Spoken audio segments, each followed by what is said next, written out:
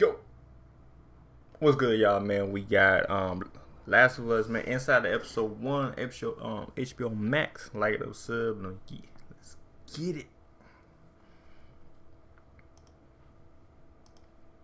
Episode 1 was good, y'all. I give it a top 10 ratings on my opinion. It was good. It was nothing but goodness on that motherfucker. And it's like you give me the chills too when it was all Vader and shit. That shit was crazy. No cap. That shit was crazy. It was only when I talked to Craig that I became extremely excited of what this adaptation might look like.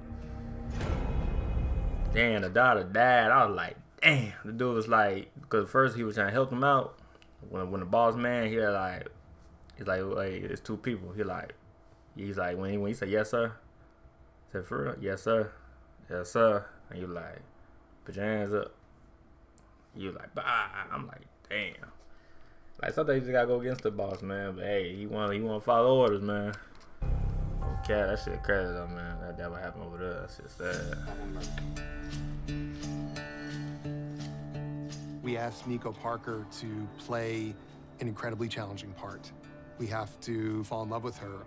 And she also has to be a specific kind of person, very different than the person that Joel is going to meet later in the episode in the guise of little Ellie. Oh, yeah, true. Yep. It was important for us to present the audience with a Sarah that we felt we could follow for the rest of the series. She's almost the protagonist. That's what I thought. I thought she was going to last, but I was like, man, hell nah. She ain't going to last that long. And she didn't. That shit crazy, though. Until disaster strikes. Something that Nico Parker and Pedro Pascal pulled off gorgeously. Nico Parker, my original daughter, my Sarah, she is the person that I live for. Without her, I don't have purpose. He's the best. I could not ask for a better on screen. Oh, she England, man. Hey, these England motherfuckers. Hey, props to y'all though, cause y'all know how to speak our language though. Y'all know how to speak the American, accent. I ain't gonna lie, man, cause she didn't sound like no London, you know what I mean? No London accent. Hey, props to y'all though. No, okay, that's a big W. Some people that be actors, man, they be England, no cat. They from UK or some other country, but they know how to speak. You feel me? But it's called practice though, no cap. They gotta practice that shit though. But that shit fire though. Cap. A lot of the time with acting, you're not always seeing what you're reading and what the audience is seeing. So a lot of the time you're kind of making up in your head, which on one hand is really amazing because you can create this whole narrative in your brain that then you get to follow through with. But on the other hand, it's like you're watching someone die and you're just staring at like a patch of grass and like.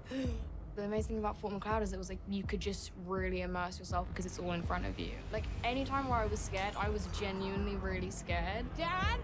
Yeah, when this part came, like when it was like trying to run from, hey, I felt that shit. I got a little chills, no cap. I ain't gonna lie.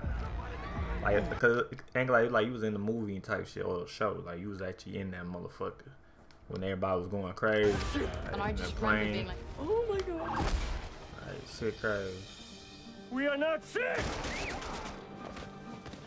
So this is how it begins. It begins with tragedy. Which is ultimately the event that shapes the character for the rest of the show, for the rest of his life. It is the point of identity for Joel. That kind of love, that unconditional love, is beautiful and can be very scary at the same time. We didn't do a lot of rehearsing because I think we both kind of wanted to savor all of the passion and everything.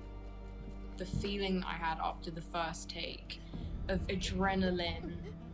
The emotion there is heartbreaking, and yeah, shit was sad. I ain't gonna lie. I was like, damn, shit sad though. It's ugly. The way she dies is not pretty. Nah. It's not meant to be pretty. Nope. Her death is the fulcrum point for everything.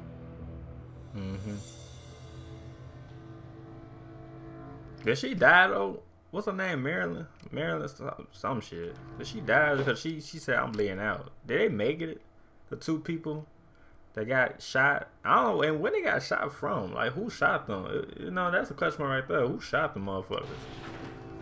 I think somebody shot him because even the other dude, what's his name, Raphael or some shit. In the Boston QZ.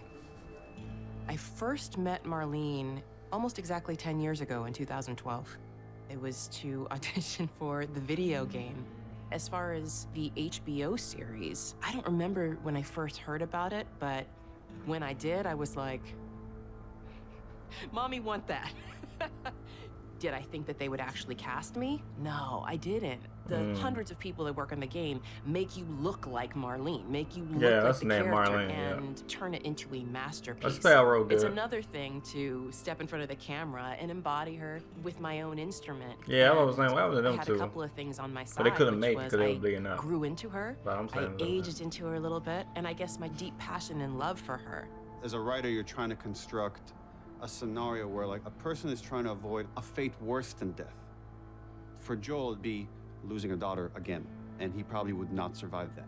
So then how do we put him in a situation where now he has to be with this girl and he immediately tries to reject it? You're gonna do it. The hell we are. Yeah, I say he said hell nah, yeah. We don't have time for this. Joel is a broken man, and he meets this kid. Ellie's not a big fan of Joel when she first meets him. Their initial meeting doesn't really set them up to be the greatest of friends, but I think that's also because they're like, Dang, everybody in England, everybody from UK. Y'all good with an accent, okay? Y'all practice a lot. I fuck with that shit though, man. Everybody from UK, man. All that, well, some of them, not everybody. Some. like similar person. Some. But that's dope. Like, 'cause you think they from like America, has on them not. They just got that. They just practice. Ain't no English, no cap. They just clash, and they don't know how to relate to each other yet. But shit dope though how they do that shit. Like they can change it. In like, the final moments of this episode, Joel forgets that the girl that is standing behind him is not his daughter. Primitive instinct takes over. yeah, because he thought about the police was when he was like, put your hands up, put your hands up. You know what I mean? That's what he thought in his head, and that's why he beat him. He beat him today. He like, bah, bah, bah, bah. He can't help but act. Something else took control of him in a similar way to how the cordyceps Because he thought about his daughter. does, from the except for him, it's past. a version of love. The most remarkable thing about that moment is that when Ellie watches him beating a man to death, she is activated. Earlier in the episode, when Sarah sees him killing this old woman who's infected, who he has to kill, You killed her. she cries. Baby, I'm sorry. Ellie doesn't cry. Ellie likes it. She likes the idea of somebody defending her like that, and she likes the idea of that guy being punished. And this is where you begin to see the problem, but also the deliciousness of the pairing. These two were meant to be together, but look out. Yeah, that was saying from time being, they gonna definitely, you know, type of shit. Hey man, that was good. Episode 1 inside. Can't wait for episode 2. Like it or sub, hit the bell, and yeah, hi, peace.